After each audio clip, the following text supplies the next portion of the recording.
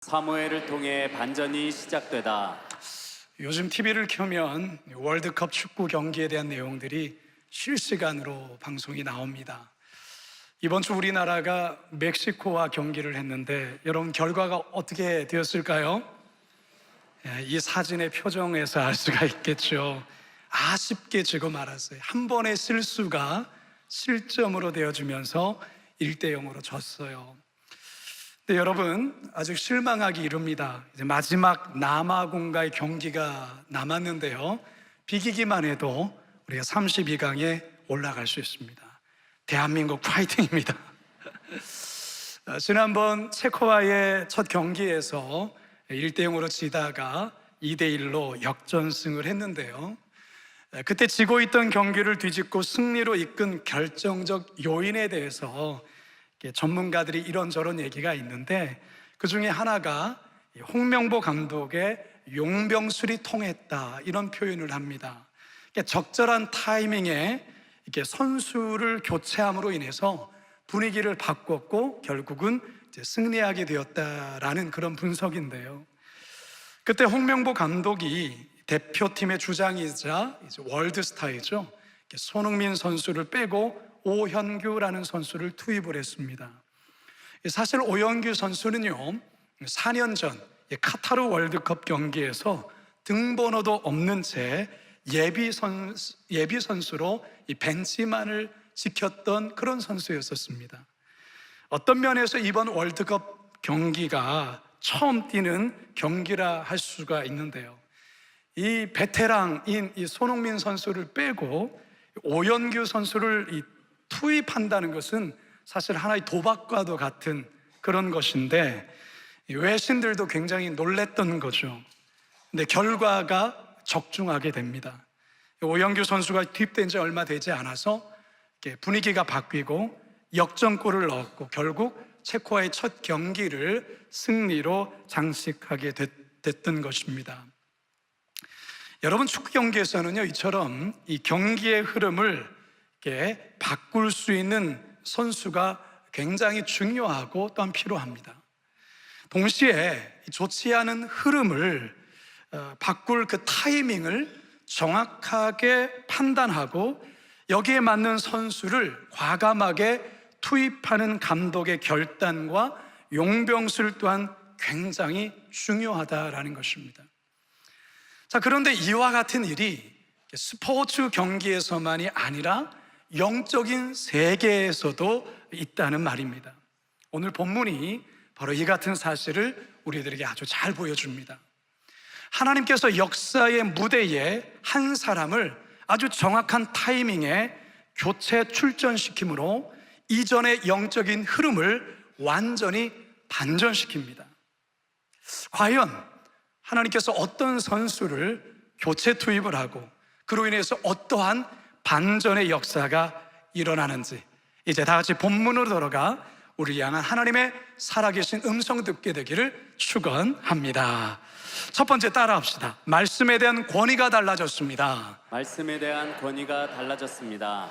엘리 제사장이 이스라엘을 다스릴 때에 이 시대가 얼마나 암담하고 어두웠는지 3장 1절은 우리에게 이렇게 잘 설명을 하죠. 함께 읽어볼까요? 시작. 여호와의 말씀이 희귀하여 이상이 흔히 보이지 않았더라. 이 시대 속에 하나님의 말씀이 희귀할 정도였다.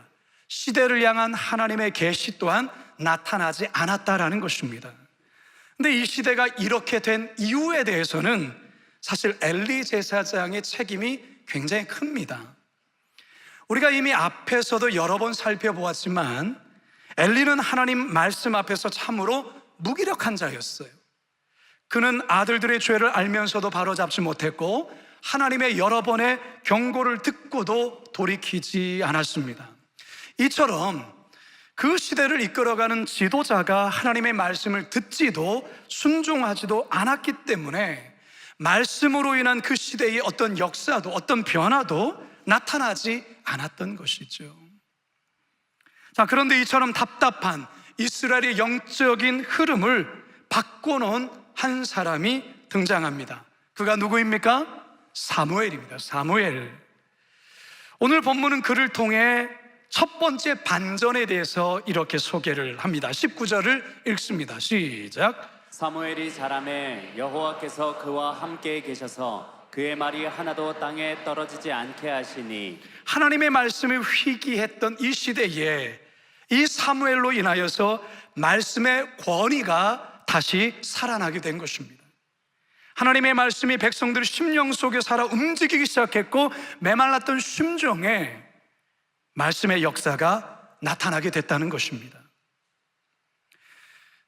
로마의 압제와 율법의 무거운 짐에 짓눌려 살았던 2000년 전 예수님 당시 때의 백성들, 우리 예수님께서 그들에게 천국 복음을 전했을 때 수많은 무리들이 예수님의 말씀 앞에서 이렇게 반응을 했습니다. 마태복음 7장입니다. 시작. 예수께서 이 말씀을 마치심에 무리들이 그의 가르치심에 놀라니 이는 그 가르치시는 것이 권위 있는 자와 같고 그들의 서기관과 같지 아니함일러라. 당시에 흔히 가르쳤던 이 서기관들의 어떤 말씀과 가르침과는 예수님의 가르침은 질적으로 차이가 달랐다는 것입니다. 마치 하나님의 음성이 들려주는 것처럼 예수님의 그 가르침 앞에 이 무리들이 반응을 하게 되었다는 것이죠. 성도 여러분, 오늘날 우리들은요 말씀의 홍수 속에 산다 해도 과언이 아닙니다. 여러분들이 들고 있는 핸드폰을 몇 번 두드리면 그야말로 유명하다는 목사님의 설교를 실시간 들을 수가 있습니다. 여러 기독교 방송 매체를 통해서도 수많은 설교가들의 설교를 24시간 들을 수가 있어요. 교회만 착실히 다녀도 52번의 주일낮 설교, 그리고 수요 예배와 금요 설교까지 합하면 1년에 최소 150편 이상의 설교를 듣습니다. 자, 그렇다면 여러분, 이처럼 은혜로운 설교를 많이 들었기에 여러분의 삶은 얼마나 변화되셨습니까? 말씀을 들은 횟수만큼 여러분의 삶에 변화가 있었습니까? 설교를 많이 듣는 것보다 더 중요한 것은 말씀에 대한 우리들의 자세와 태도입니다. 한 번의 말씀을 들어도 그 말씀이 지금 나에게 말씀하시는 하나님의 말씀으로 듣고 있느냐 아니냐에 달려있다, 그 말이에요. 성도 여러분, 고집과 아집으로 가득 찬 우리의 마음을 무엇으로 변화시킬 수 있습니까? 어떻게 우리의 행실을 거룩한 행실로 변화시킬 수 있습니까? 그것은 하나님의 말씀에 있습니다. 하지만 그 말씀이 나에게 능력으로 작동하기 위해서는 그 선포되는 말씀을 하늘의 음성으로, 하나님의 말씀으로 받아야 한다는 것입니다. 엘리도 그렇고 그의 두 아들도 그렇고 그들은 하나님의 말씀을 그렇게 받지 않았어요. 하나님의 말씀을 아주 하찮게 여겼습니다.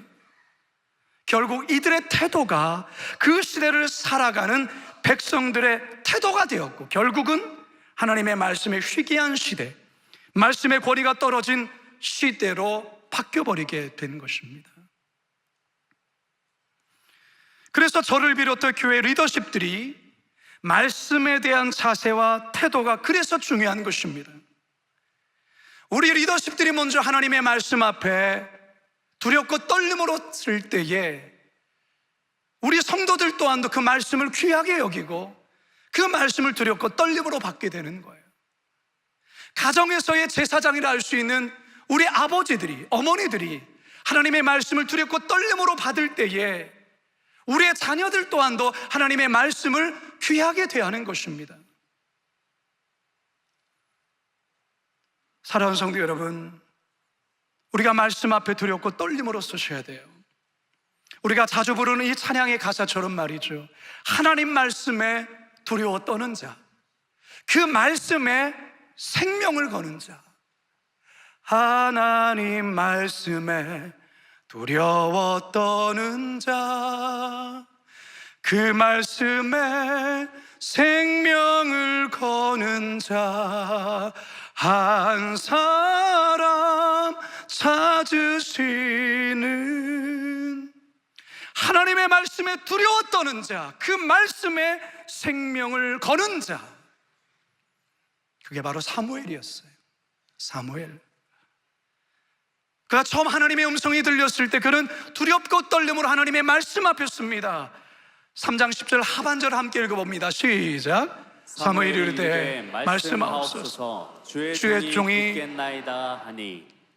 사무엘이 하나님의 말씀 앞에서 늘 이렇게 두렵고 떨림으로 섰습니다. 그러자 그 시대에 말씀의 권위가 떨어졌던 그 시대 속에 하나님의 말씀의 권위가 회복되고 살아나게 된 거예요. 사랑하는 성도 여러분, 여기서 있는 저를 비롯해 교회 리더십들 그리고 우리 성도님들 하나님의 말씀 앞에 생명을 거는 자로 살아갈 수 있기를 주님의 이름으로 축원합니다. 그래야 할 때 하나님의 말씀에 대한 권위가 세상 속에서 다르게 나타나게 되는 거예요. 우리 개개인 모두가 말씀에 대한 태도의 변화로 말씀의 권위가 실추된 이 시대 속에 다시금 말씀이 살아 움직이는 역사가 있기를 주님의 이름으로 축원합니다. 두 번째 따라합시다. 지도자에 대한 신뢰가 달라졌습니다. 지도자에 대한 신뢰가 달라졌습니다. 엘리 제사장이 그 시대에 직면한 가장 큰 위기는 백성들에 대한 이 지도자의 신뢰에 대한 부분이었습니다. 무엇보다도 홈리와 비나스는 제사장이라는 그 자리를 이용해서 종교적 지도자라는 그 자리를 이용해서 예배자들의 재물을 강탈했어요. 심지어 성막에서 봉사하는 여성들을 성추행까지 했어요. 그야말로 제사장으로서는 있을 수 없는 짓을 했다는 거죠. 더욱이 같은 사실을 그의 아버지 엘리가 알면서도 별다른 조치를 취하지 않았던 것이죠. 이런 지도자를 누가 신뢰하겠어요? 겉으로 대놓고 말은 못할지라도 백성들 마음속에 지도자에 대한 실망감, 지도자에 대한 그 불신이 그 마음속에 있지 않겠어요? 근데 여러분, 이와 같은 일이 3000년 전에 이 사무엘상 본문에만 있는 것이 아니라 지금 우리가 살아가는 이 시대 속에서도 그렇다라는 거예요. 올 2026년 2월에 기독교 윤리실천위원회에서 개신교에 대한 사회적 신뢰도를 조사한 걸 발표했어요. 근데 그 결과가 참으로 가슴이 아파요. 한국 교회에 대한 신뢰도에서 매우 신뢰한다가 4.2%밖에 되지 않고요, 약간 신뢰한다라는 게 14.8%, 이걸 합치면 19% 정도가 돼요. 신뢰하지 않는다가 75.4%나 됩니다. 그러니까 국민 5명 가운데 4명은 신뢰하지 않는다라는 거예요. 1명만 겨우 신뢰한다라는 거예요. 여러분, 이게 남의 얘기처럼 들으면 안 돼요. 우리들을 향한 얘기예요. 목회자에 대한 신뢰를 조사해 보았더니 목회자를 신뢰한다는 응답이 21.1%, 개신교인에 대한 신뢰도는 18.7%. 아직 종교가 없는 분들에게 설문을 조사해 보니 목회자나 교인에 대한 신뢰도가 10%에도 미치지 못했던 거예요. 종교가 없는 무종교인들에게 기독교가 그렇게 비춰진다라는 것. 사랑하는 성도 여러분, 지금 이 통계가 오늘 본문에서 이 엘리와 그의 두 아들에게서 나타나는 모습과 너무 비슷하지 않을까요? 아니, 똑같지 않습니까? 그런데 여러분, 이처럼 지도자에 대한 신뢰가 바닥을 치고 있을 때 이 분위기를 반전시키는 한 사람이 등장하죠. 그가 누구라고요? 사무엘. 20절을 함께 읽습니다. 시작. 단에서부터 브엘세바까지의 온 이스라엘이 사무엘은 여호와의 선지자로 세우심을 입은 줄을 알았더라. 단에서부터 브엘세바까지라는 표현은 오늘날 우리로 말하자면 할라에서 백두까지, 이런 표현이에요. 전 이스라엘을 뜻하는 게 단에서 브엘세바까지라는 이런 표현을 쓰는데요, 전 이스라엘에서 이 사무엘이 하나님의 사람이요 하나님이 세운 선지자라는 것을 인정하며 신뢰하게 되었다, 그 말이에요. 그러면 어떻게 사무엘이 한 사람으로 인해서 이처럼 추락한 지도자에 대한 신뢰가 다시금 살아날 수 있었을까?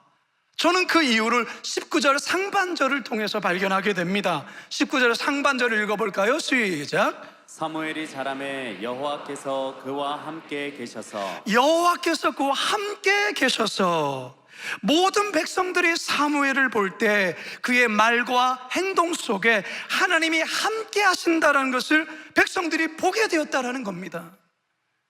이전에 엘리와는 달라도 너무 많이 다른 거예요. 엘리에게서는, 그의 두 아들을 통해서는 하나님이 함께 하신다는 증거를 발견할 수 없었거든요. 근데 이 사무엘은 다른 거예요. 사무엘을 보면 그에게 하나님이 함께 한다는 것을 백성들이 느끼는 것이죠. 바로 이 같은 모습에서 백성들 모두가 지도자에 대한 그 실망이 이제는 신뢰로 바뀌게 되었다는 거예요.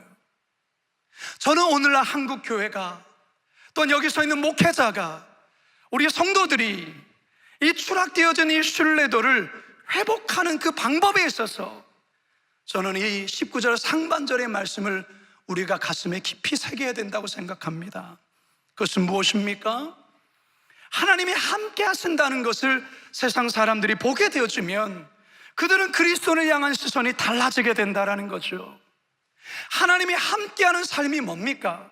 하나님이 나와 동행한다는 삶이 뭐예요? 하나님과 동행하는 사람이 거짓말할 수 있습니까? 하나님과 동행하는 사람이 남을 헐뜯고 남을 비방할 수 있겠습니까? 하나님의 임재 가운데 살아가는 사람이 돈을 횡령할 수가 있겠습니까? 성추행을 일으킬 수가 있겠습니까? 그럴 수는 없죠. 하나님의 임재를 못 느끼니까, 하나님이 자신의 앞에 있다는 것을 인식을 못하니까 그런 거짓된 행위도 하고 그런 죄를 범하는 것 아니겠어요? 그러니까 우리 그리스도인들이 세상으로부터 우리를 신뢰해줘, 그렇게 말할 필요가 없습니다. 저와 여러분들이 하나님과 함께하는 삶을 그냥 여러분들이 자리에서 묵묵히 살아내시면 그들이 스스로가 알게 되는 거예요. 우리가 하나님과 묵묵히 동행하는 삶을 살아가면 그들이 인정하게 된다는 것이죠. 그게 바로 사무엘이었어요. 사랑하는 성도 여러분, 저를 포함해서 한국교회 목회자들, 지도자들 안에 하나님과 함께하는 삶이 회복되기를 축원합니다. 우리 성도들도 마찬가지, 한 사람 한 사람이 여러분의 삶의 자리에서 하나님과 동행하는 삶을 살아내셔야 되는 거예요. 교회 예배당 안에서만의 그리스도인이 아니라, 교회 예배당 안에서만 하나님의 임재를 고백하는 자가 아니라, 여러분들이 살아가는 삶의 자리에서, 바로 그곳에서 하나님의 자녀로 살아내셔야 된다는 거예요. 세상 사람들은 여러분들이 교회에서 뭐 하는지 몰라요. 여러분들이 세상에 살아가는 삶의 그런 태도들, 언행들, 삶의 자세들을 통하여 정말 저 사람은 하나님을 믿는 사람이구나, 정말 저 사람에게는 하나님이 살아계시구나, 그것을 보게 되는 거죠. 근데 우리 그리스도인들이 그렇게 살지를 못하기 때문에, 우리를 통해서 살아계신 하나님을 보지 못하기 때문에 그러는 것 아니겠습니까? 한국 개신교의 초창기의 신자 수는 지금처럼 많지 않았어요. 기록에 의하면 1919년 3월 1일 운동 때에 조선의 인구는 약 1700만 명 정도였지만 그 가운데서의 개신교 인구는 20만 명에 불과했어요. 20만 명. 전체 인구의 1.5%에서 2%밖에 되지 않았다라는 것이죠. 그러나 3.1절 운동, 3.1 운동을 주도했던 민족의 지도자 3분의 1이 개신교였어요. 우리가 잘 아는 유관순 열사를 비롯해서 김구 선생님, 조만식 선생님 등 나라를 위해 목숨을 바친 모든 이들이 기독교 신자였다라는 것입니다. 비록 숫자적으로는 미비한 수였지만 그 한 사람 한 사람이 하나님과 동행하며 하나님의 함께하심을 보여주고, 그들은 청빈과 자기의 희생과 헌신과 봉사의 삶을 살아갈 때 세상 사람들이 그들을 통하여 하나님을 보았고 그들을 존경하고 신뢰하였던 것입니다. 오늘날 바로 우리 기독교가, 우리 한국교회가, 우리 그리스도인들이 이걸 회복해야 됩니다. 지금 한국교회에 대한 세상적 시선이 곱지 않아요. 직장이나 학교나 관공서에 믿음을 지키며 살아가는 것 쉽지 않습니다. 하지만 저와 여러분들이 그냥 여러분들이 있는 그 자리에서 하나님의 말씀 앞에 순종하며 하루하루를 하나님과 동행하며 살아가면, 그래서 하나님이 함께 하신 것을 보여준다면 그리스도인에 대한, 교회에 대한 신뢰도가 당장은 고공행진이 아니어도 반드시 반등되는 역사가 있게 될 줄로 믿습니다. 그렇게 반전을 일으키실 수 있는 우리 거룩한 빛 광성교회 성도들 되시길 주님의 이름으로 축원합니다. 마지막 세 번째 따라합시다. 성소에 대한 임재가 달라졌습니다. 성소에 대한 임재가 달라졌습니다. 모세의 인도로 출애굽한 이스라엘은 여호수아의 또한 인도에 따라 가나안 땅을 정복합니다. 그리고 각 지파별로 제비 뽑기를 통해서 12개 지역으로 흩어지게 됐죠. 각자가 그 지역에서 살아갑니다. 하나님의 언약궤는 실로라는 곳에 모시게 되는데, 그곳에 성막을 세우고 거기에 하나님의 법궤, 언약궤를 놓습니다. 따라서 실로는 명실공히 예배의 중심지이자 하나님의 임재를 경험할 수 있는 거룩한 곳이 되었어요.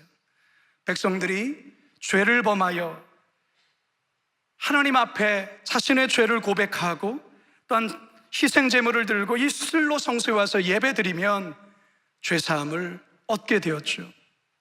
하나님은 이스라엘 백성들과 만나서 그들과 교제하며 이 실로 성소에서 하나님의 뜻을 보여주셨어요. 자, 그런데 이처럼 죄사함과 하나님과의 이 거룩한 만남이 이루어져야 될 이 실로 성소가 엘리로 인하여 타락의 상징이 되어버렸다는 것입니다. 하나님은 더 이상 실로에 나타나지 않았고 말씀도 하지 않으셨어요. 이건 정말 비참하고도 처참한 일이 아닐 수가 없어요. 하나님의 거룩한 성소가 있는 그곳에 하나님의 임재가 나타나지 않는다는 거예요. 건물만 그냥 덩그러니 있는 거예요. 이게 얼마나 처참한 일일까요? 저는 설교를 준비하면서 이 실로 성소의 안타까운 이 모습이 마치 북한 땅의 현실과 북한의 교회의 모습과 이렇게 오버랩되는 거예요. 여러분, 1907년 평양 장대인 교회 부흥을 기억하지 않습니까?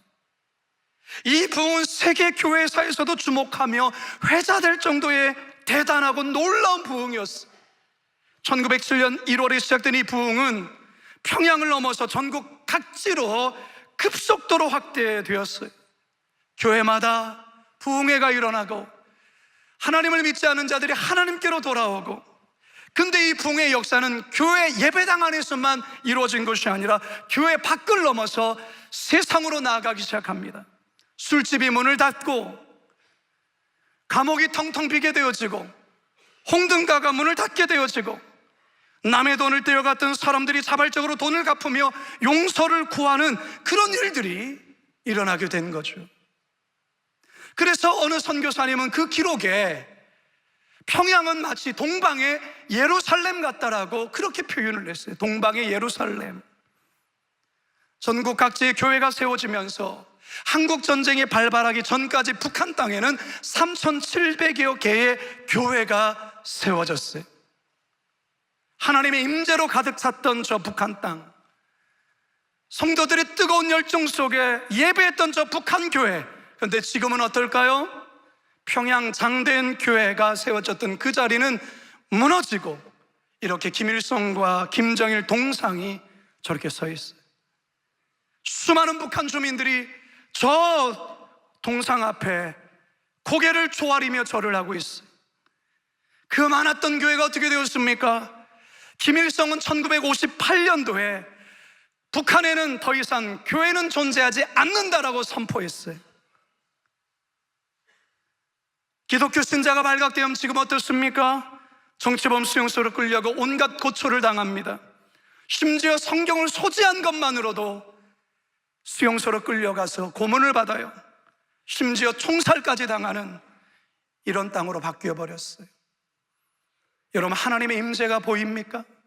북한 땅에 하나님의 임재가 있습니까? 사라져버린 땅,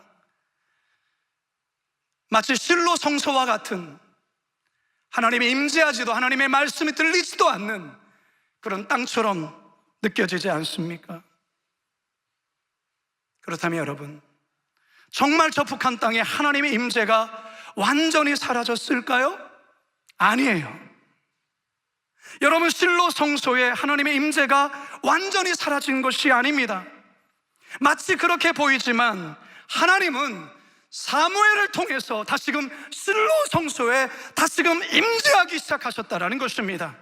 21절을 다 같이 읽겠습니다. 시작. 여호와께서 실로에서 다시 나타나시되 여호와께서 실로에서 여호와의 말씀으로 사무엘에게 자기를 나타내시다. 여호와께서 실로에서 다시 나타나시되, 다시 여호와께서 실로에서 여호와의 말씀으로 사무엘에게 자기를 나타내시니, 사무엘 한 사람으로 인하여 이 무너졌던 실로 성소, 하나님의 임재가 사라져버린 것 같은 이 실로 성소에 다시금 하나님의 임재가 나타났다는 것입니다.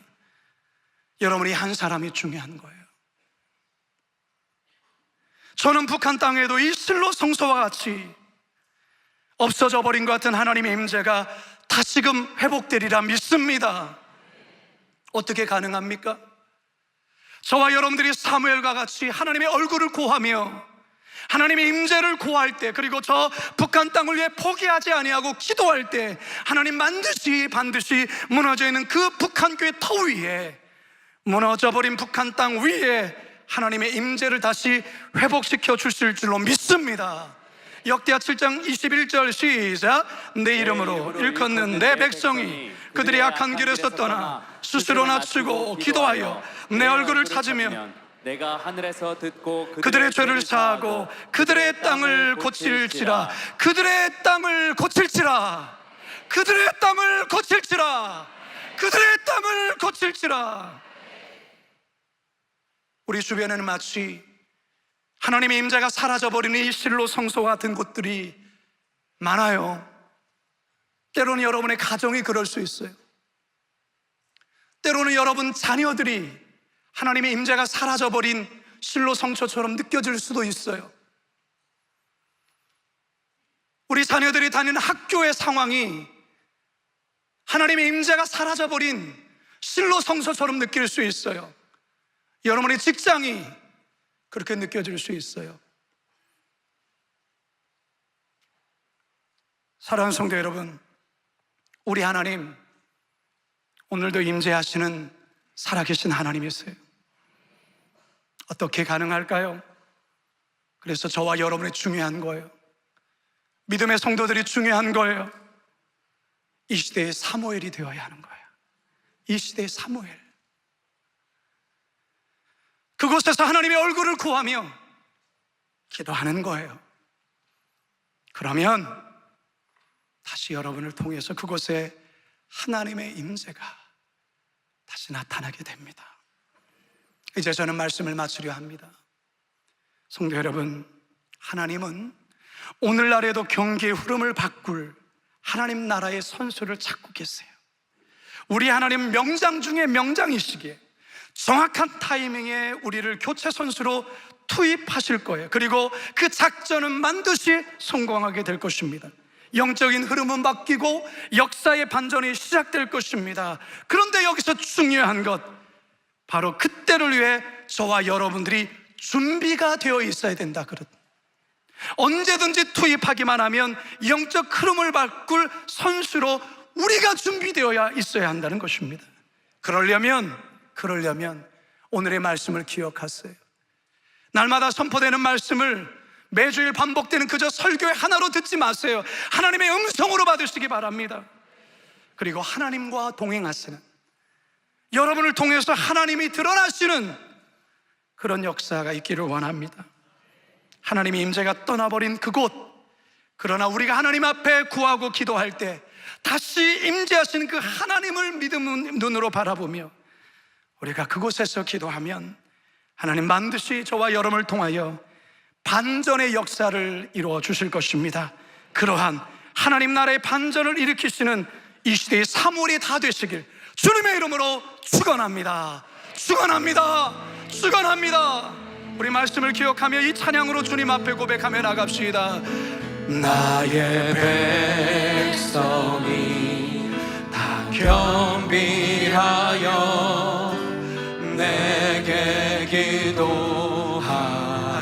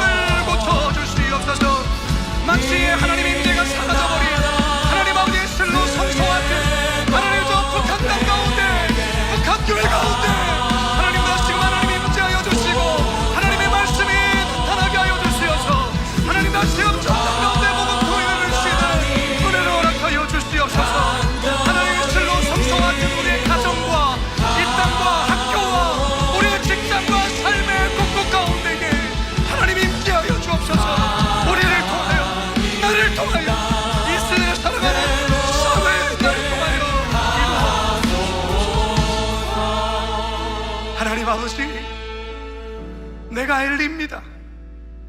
내가 홈리요, 내가 비나스입니다. 아버지 하나님, 이 땅이 교회를 신뢰하지 않는답니다. 기독교인을 신뢰하지 않는답니다. 주님, 서로에게 손가락질하면 네 탓이라고 말할 것이 아니라 바로 내 탓입니다. 우리의 잘못입니다. 하나님이 용서하여 주십시오. 먼저 우리를 고쳐주십시오.